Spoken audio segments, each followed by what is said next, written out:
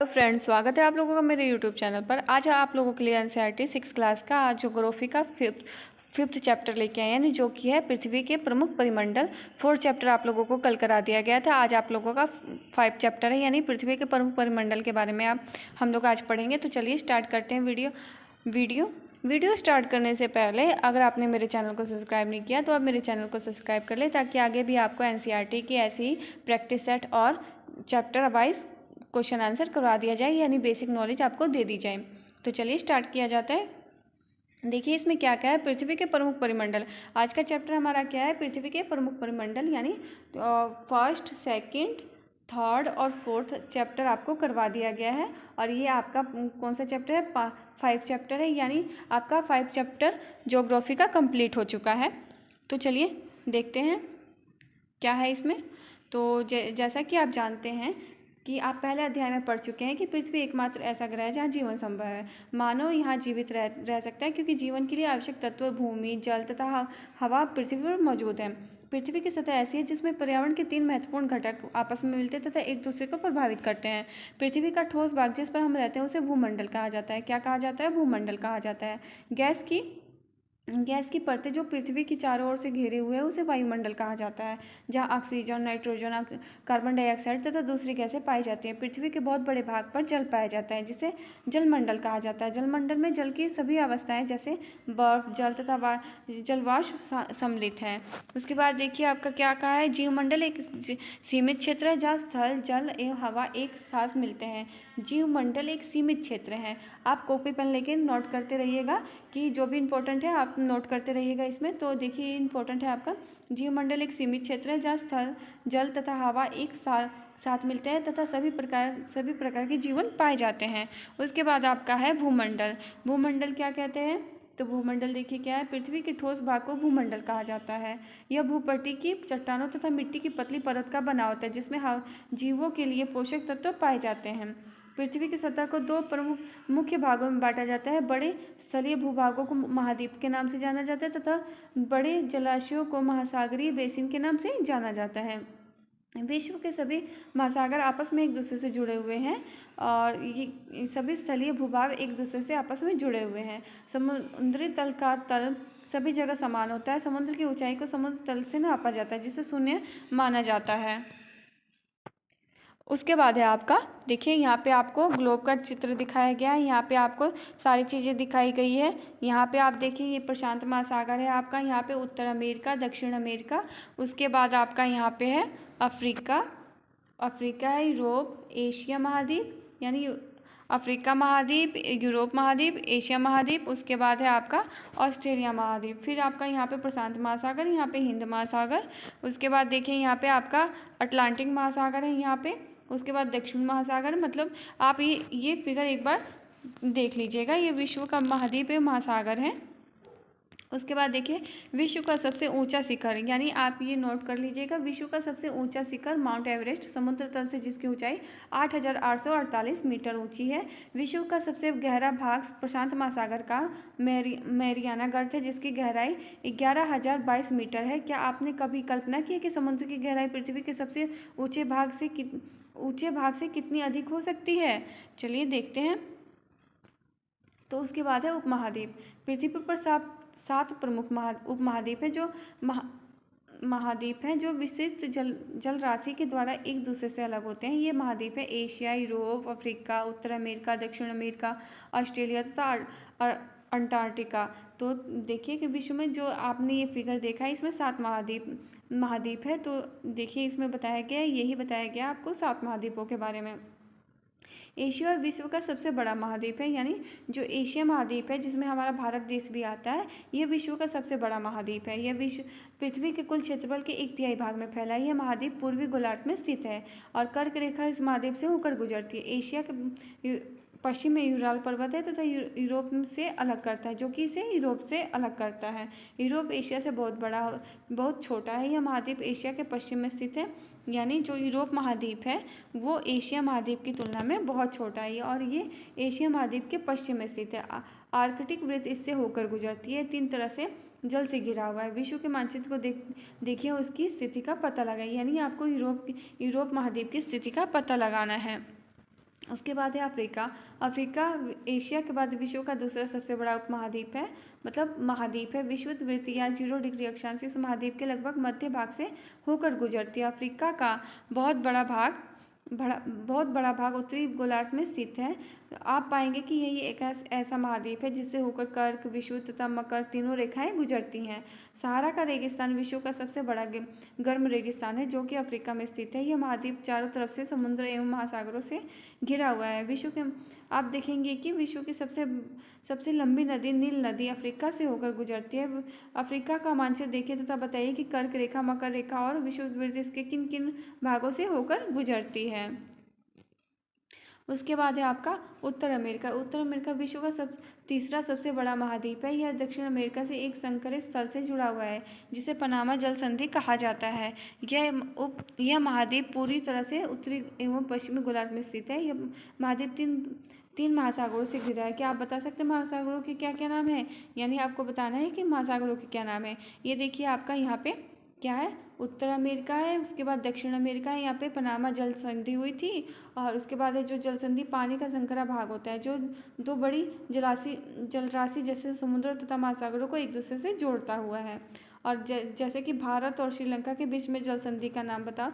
यानी जो भारत और पाकिस्तान के बीच की जल संधि है उसके पाक जल संधि कहा जाता है।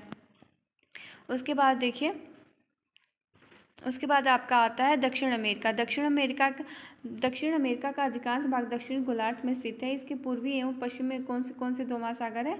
विश्व की सबसे लंबी पर्वत श्रृंखला एडीज और इसके उत्तर से दक्षिण की ओर फैली हुई है। और सबसे बड़ी नदी अमेजन नदी इसी में है। दक्षिण अमेरिका में सबसे बड़ी अमेजन नदी है।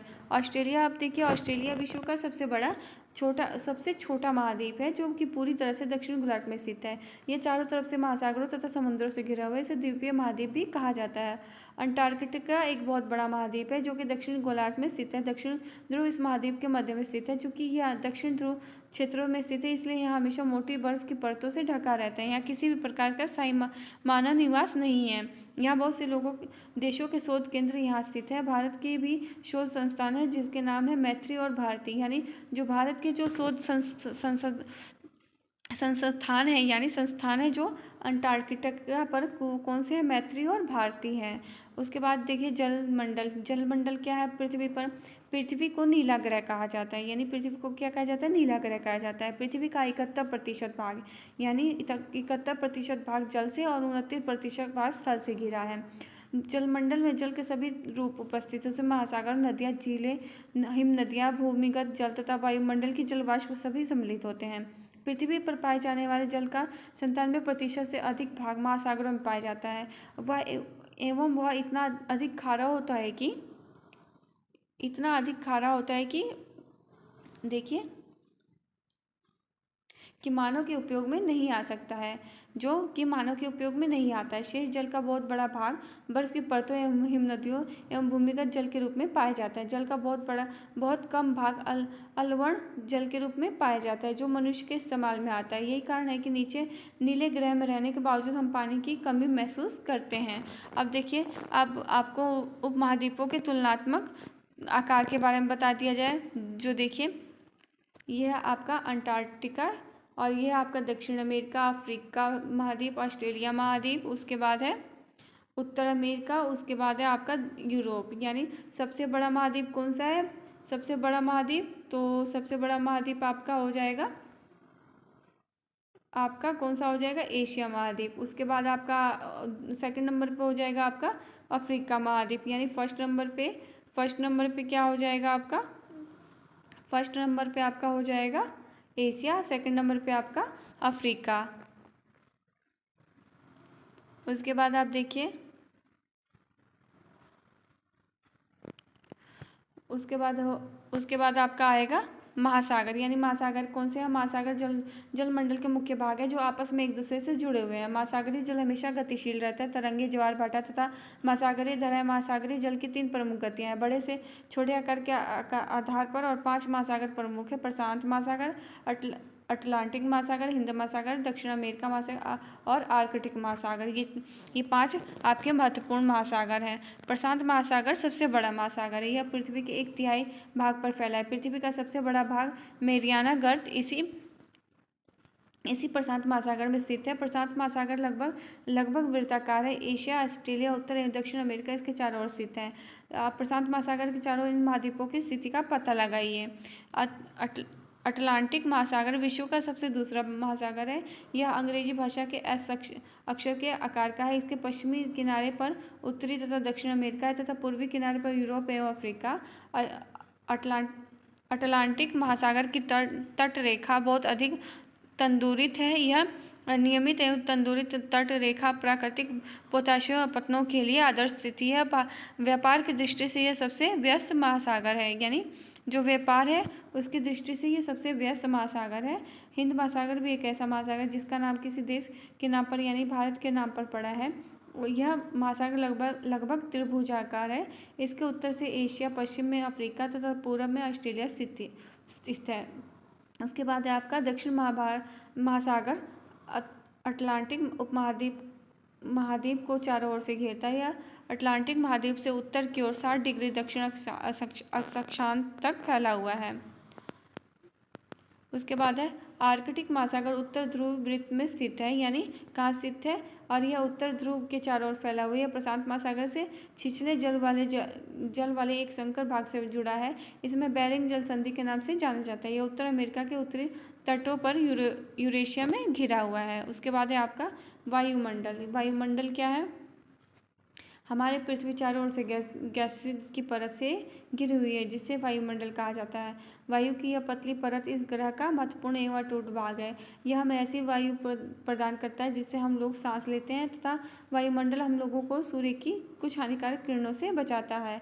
वायुमंडल 1600 किलोमीटर की ऊंचाई तक फैला हुआ है और वायुमंडल को उसके घटकों, तापमान तथा आने के आधार पर 5 परतों में बांटा जाता है। परतों को पृथ्वी की सतह से शुरू करते हुए क्षोभमंडल, समतापमंडल, मध्यमंडल, आयन मंडल और बहिमंडल द्वारा बहिमंडल कहा जाता है। उसके बाद है आपका वायुमंडल मुख्यतः ऑक्सीजन तथा नाइट्रोजन का बना होता है, जो कि साफ एवं शुष्क हवा का 99% भाग है। आयतन के अनुसार नाइट्रोजन 78%, ऑक्सीजन 21% तथा दूसरी गैसें जैसे कार्बन डाइऑक्साइड, आर्गन इत्यादि की मात्रा 1% है। ऑक्सीजन सांस लेने के लिए आवश्यक है, जबकि नाइट्रोजन प्राणियों की वृद्धि के लिए आवश्यक है। कार्बन डाइऑक्साइड यद्यपि बहुत कम मात्रा में है, लेकिन यह पृथ्वी के द्वारा छोड़ी गई ऊष्मा को अवशोषित करती है, जिससे पृथ्वी गर्म रहती है। यह पौधों की वृद्धि के लिए भी आवश्यक है। ऊंचाई के साथ वायुमंडल के घनत्व में भिन्नता पाई जाती है। यह घनत्व समुद्री तल पर सबसे अधिक होता है तथा जैसे जैसे ऊपर की ओर बढ़ते जाते हैं तेजी के साथ घटती जाती है। आप जानते होंगे कि पहाड़ों पर पर्वतारोहियों को हवा के घनत्व में कमी होने के कारण सांस लेने में कठिनाई होती है। ऊंचाई पर सांस लेने के लिए उन्हें अपने साथ ऑक्सीजन सिलेंडर लेकर जाना होता है। जैसे जैसे हम स्थलमंडल पे आते हैं, ऊपर की ओर जाते हैं, तापमान में भी तापमान घटता जाता है। वायुमंडल पृथ्वी पर दबाव डालता है। यह एक स्थान से दूसरे स्थान पर अलग अलग होता है। कुछ क्षेत्रों में हमें अधिक दाब महसूस होता है, जबकि कुछ क्षेत्रों में कम। वायु उच्च दाब में निम्न दाब की ओर बहती है। गतिशील वायु को पवन कहते हैं। उसके बाद देखिए, उसके बाद है जीवमंडल। जीवमंडल क्या है? तो जीवमंडल स्थल, जल तथा हवा के बीच एक सीमित भाग है। यह वह भाग है जहाँ जीवन मौजूद है। यह जीवों की बहुत सी प्रजातियां हैं, जो कि सूक्ष्म जीवों एवं बैक्टीरियाओं से मिलकर एक बड़े स्तनधारियों के आकार में पाई जाती है। मनुष्य सहित सभी प्राणी जीवित रहने के लिए एक दूसरे पर जीवमंडल से जुड़े हुए हैं। जीवमंडल के प्राणी को मुख्यतः 2 भाग, जंतु जगत एवं पादप जगत में विभक्त किया जाता है। पृथ्वी की ये तीनों परिमंडल आपस में पारस्परिक क्रिया करते हैं तथा एक दूसरे को किसी न किसी प्रकार से प्रभावित करते हैं। उदाहरण के लिए लकड़ी तथा खेती के लिए वनों को काटा जाए तो इसे ढलुआ भाग या मिट्टी का कटाव तेजी से होने लगता है। इसी कारण प्राकृतिक आपदाएं जैसे भूकंप, पृथ्वी की सतह में परिवर्तन हो जाता है। हाल ही में सुनामी के कारण अंडमान एवं निकोबार द्वीप समूह का कुछ भाग पानी में डूब गया। झीलों तथा नदियों में दूषित पदार्थों के प्रवाहित होने से उसका जल मानव के इस्तेमाल के लायक नहीं रहा। यह जल दूसरे जीवों को भी नुकसान पहुंचाता है। उद्योग, तापीय विद्युत संयंत्रों और गाड़ियों का उत्सर्जित पदार्थ वायु को प्रदूषित करता है। कार्बन डाइऑक्साइड वायु का एक महत्वपूर्ण घटक है, लेकिन कार्बन डाइऑक्साइड की मात्रा में वृद्धि के कारण पृथ्वी के तापमान में वृद्धि होती है। इस वायुमंडलीय तापन कहा जाता है। इसलिए भूमंडल, वायुमंडल तथा जलमंडल के बीच के प्राकृतिक संतुलन को बनाए रखने के लिए पृथ्वी के संसाधनों के सीमित उपयोग की आवश्यकता है।